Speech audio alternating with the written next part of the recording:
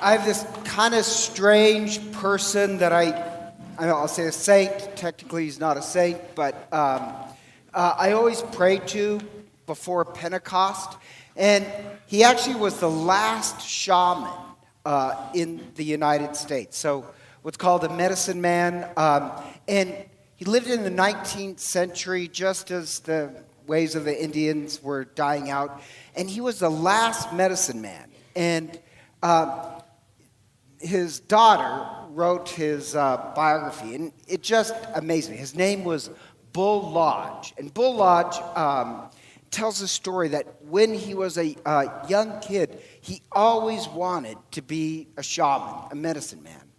And so they lived in Montana at the time period when Indians would pack up their teepees and travel to a new place to hunt.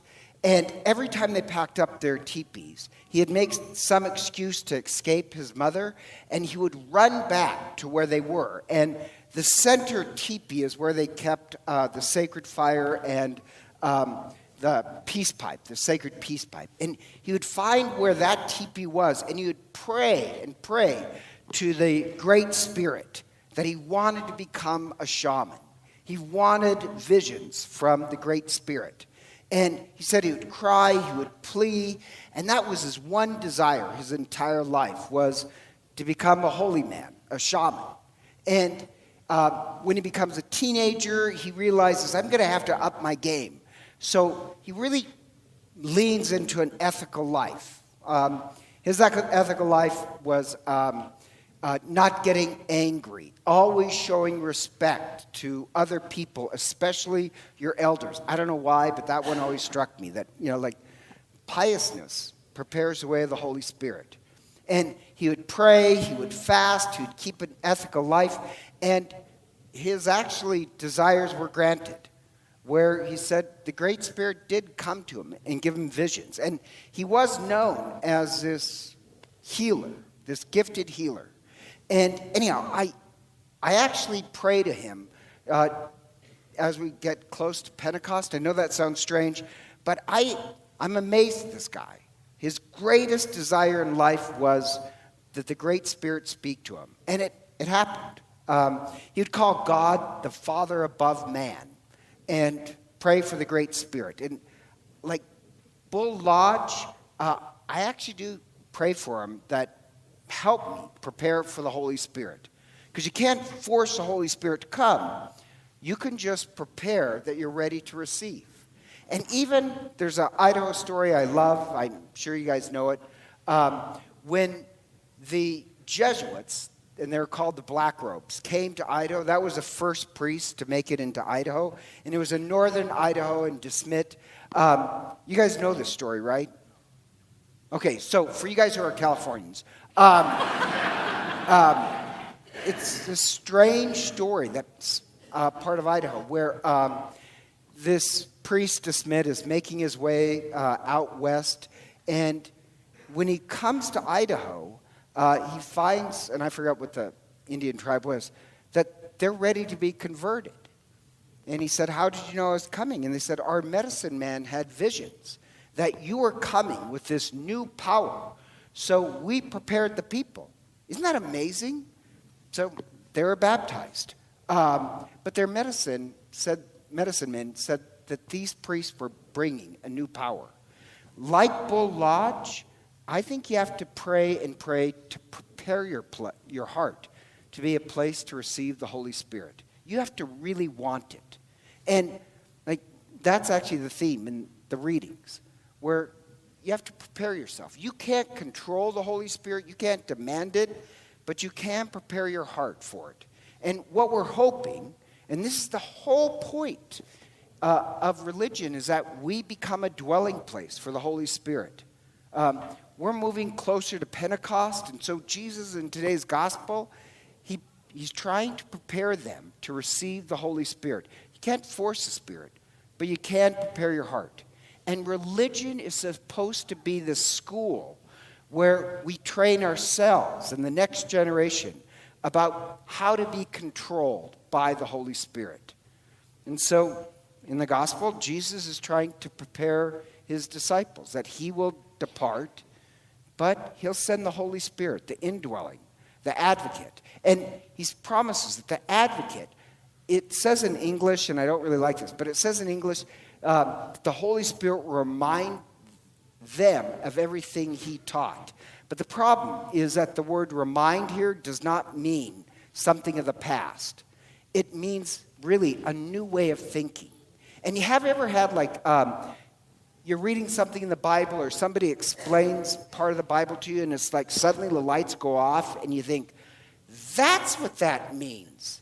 Like you've heard the story 100 times and suddenly, oh my gosh, wow, that's what that means. When it says remind you, it means give you a new way of thinking.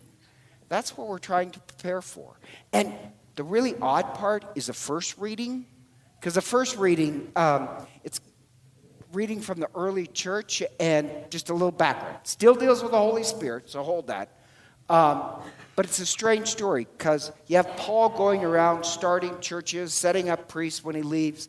But then this other group comes in. And this other group comes in, and there he has this kind of funny word he calls them, where he calls them the super religious.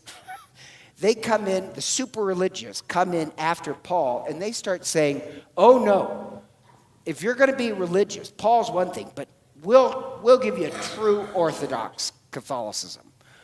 You have to do all this stuff to be really Orthodox. And this really upsets Paul. So Peter and the apostles get together, and they give the mandate to Paul and Silas, and they said, this is the will of the Holy Spirit and of the apostles. So Paul can go back and say, no, I'm apostolic. I'm the one who's teaching in line with the Holy Spirit and from the apostles. You just can't make up your own religion. It has to be from the Holy Spirit and the apostles. That's what Paul is arguing. And to be honest, we still have that problem today of some people who, they kind of want to preach a message that, our group over here is more Catholic than those people over there. That's still a danger today. But the odd part, and I'm not putting down Protestant churches, but I wonder if that reading ever gets preached in Protestant churches. Even in the Bible, you don't get to start your own church. We're in line with the Holy Spirit and the apostles. Our job is to prepare us and the next generation how to be governed by the Holy Spirit. That was a great desire of Bull Lodge. He was, Native American, but he still had the right desire. Or even the second reading, I love the book of Revelation, just going to mention it. But one thing that's really odd in the book of Revelation, where it mentions this massive wall around heaven. And heaven, and this is going to sound strange, heaven is at the top of a mountain. And you can say, what? Heaven's on the top of a mountain? It's picking up all these imagery from Eden. It sounds strange, but if you read Genesis, the Garden of Eden is on top of a mountain. So when he says he's taken to this high mountain, sees paradise, heaven, it means it's a return to Eden. And the wall has all these precious stones in them. And I like that imagery. I'm going to explain it. The stones are this. The stones in heaven, if you know the Bible well, those same 12 stones show up in the rivers in the Garden of Eden. So in the Garden of Eden, you look in the river and it has 12 of these precious stones running through it. And then the 12 stones show up when the priest, the high priest in the Old Testament, he has a breastplate. And it has the 12 stones symbolizing the 12 tribes on his chest. The tabernacle in the Old Testament had all the 12 stones. What the 12 stones symbolize is this. All the original goodness of earth, the Garden of Eden, all the goodness of religion throughout the ages, of all people, will live in communion in heaven. All that goodness of earth and all people throughout time, they'll live in this communion of the Holy Spirit, all people united together. I love the 12 stones. And so, just in case anybody says, well, I don't know why you're praying to an Indian who wasn't even Catholic. don't worry. I think he's in heaven. And when I die, just before I die, you know how people, before they die, they see the dead? I hope to see Bull Lodge at my death and in heaven. I think all people will be gathered there. All people who really obeyed the will of the Holy Spirit will be gathered together. So, Jesus in the gospel, he tells them that he's going to depart. He's going to depart, but don't lose hope. So little story about departure. I think this is cute. So on Thursday, we had the St. Ignatius graduation mass. And so the 8th graders come processing into church because they're about to graduate, right? But all the 8th graders have like a spiritual brother or it's called God brother or God sister. So a little pre-K kid has an 8th grader. Does that make sense? So they processed in together, and I'm not on Facebook, but somebody showed me this Facebook posting, and it has one 8th grader, and he's there with his God brother, and the little kid is so happy to be with his 8th grade buddy that he's just smiling before Mass. And then it has a picture of him after Mass, and his hands are in his head, and he's crying because he's figured out what graduation means. That his God brother won't be coming back next year. I know it's kind of cute and heartbreaking, but when Christ said that he's going to depart, he's not going to abandon us. He's sending the Holy Spirit that we can be even more one with Christ and each other. And so the job of religion is to be this school where our hearts are prepared to be an indwelling of the Holy Spirit.